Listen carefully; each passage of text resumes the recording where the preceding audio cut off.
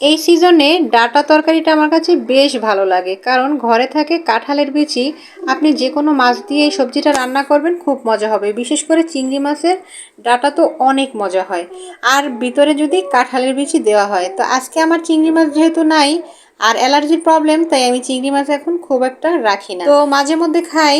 আজকে আমি রান্না করব রুই মাছ দিয়ে, তো রুই মাছ দিয়েও এটা ভীষণ ভালো লাগে। আসসালামু আলাইকুম এভরিওয়ান, কেমন আছেন সবাই? আশা করি ভালো আছেন। আমরাও আলহামদুলিল্লাহ আপনাদের দোয়ায় ভালো আছি। ওয়েলকাম জানাচ্ছি আমার নতুন একটি ছোট ব্লগে। আশা করি আমার সাথে থাকবেন, পুরো ভিডিওটি দেখবেন। কে কোথা থেকে ভিডিওটি দেখছেন অবশ্যই জানাবেন, এবং আমার পুরো ভিডিওটি দেখার আমন্ত্রণ জানাচ্ছি।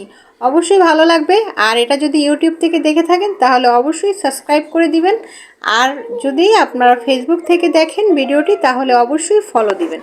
আপনাদের কাছে অনুরোধ, পুরো ভিডিওটি দেখে লাইক কমেন্ট শেয়ার করবেন, আর শেষে অ্যাড রয়েছে, সেই অ্যাড অবশ্যই দেখবেন। যাই হোক বন্ধুরা, আপনাদের সাথে কথা বলতে বলতে আমার ডাটা তরকারি প্রায় শেষের দিকে। তো আমি ভালো করে কষিয়ে ঝোল দিয়ে দিলাম। এর মধ্যে রয়েছে ডাটা, আলু এবং কাঁঠালের বিচি। তারপরে আমি ভেজে রেখেছি রুই মাছ, সেগুলো আমি শেষে দিয়ে দিব। এই সবজিটা এত মজা লাগে আমার কাছে, গরম ভাতের সাথে বলে বোঝাতে পারবো না। আমার মতো যারা সবজি প্রেমী রয়েছেন তাদের কাছে অবশ্যই ভালো লাগবে। যারা খেয়েছেন, যারা খাননি এখনও অবশ্যই ট্রাই করবেন। কি বলবো আর দুঃখের কথা, আমরা যারা ঢাকাবাসী, বিশেষ করে ঢাকায় বসবাস করি, আমাদের তো প্রচুর গ্যাস সংকট।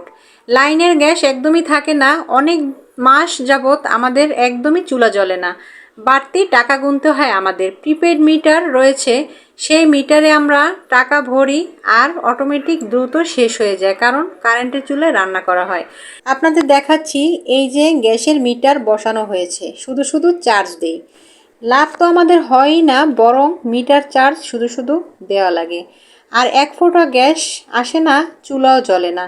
বাড়তি টাকা গুনতে হয় প্রিপেড মিটারে। তো দুঃখের কথা বলে আর কি লাভ? দুঃখের কথা বলতে বলতে আমার ডাটা তরকারিটাও হয়ে গিয়েছে। এখন আমি ডাটা শাকগুলো ভাজি করছি। শাকগুলো এত কচি ছিল এবং সার ছাড়া, তাই আমি শাকগুলো ভাজি করে নিয়েছি। বাজার থেকে অন্যান্য সময় শাক নিয়ে আসলে কচি হলেও আমি সেগুলো ভাজি করি না, কারণ তিতা লাগে, কারণ ওগুলো সার দেওয়া থাকে। আজকের শাকগুলো খুব ভালো। এই দেখুন আমার শাকের ফাইনাল লুক। ইয়াম্মি হয়েছে, এবং গরম ভাতের সাথে এই শাক ভাজি হেব্বি মজা লাগবে। ভাইরে, দুঃখের কথা আর বলে লাভ নাই, আমরা নাকি স্বাধীন দেশে বাস করি। কোন স্বাধীন দেশে বাস করি, কি করি, তা আমরা সবাই ভালোভাবেই জানি। তো আজকের ভিডিওটি আমার কেমন লেগেছে অবশ্যই জানাবেন, এবং আমার জন্য বেশি বেশি দোয়া করবেন, যাতে করে আমি সুন্দর সুন্দর ভিডিও আপনাদেরকে উপহার দিতে পারি। আর আপনাদের সাথে কথা বলতে বলতে আমি ভাত খাওয়া সেরে নিচ্ছি। নেক্সট ভিডিও দেখার আমন্ত্রণ রইল। আল্লাহ হাফেজ, আসসালামু আলাইকুম।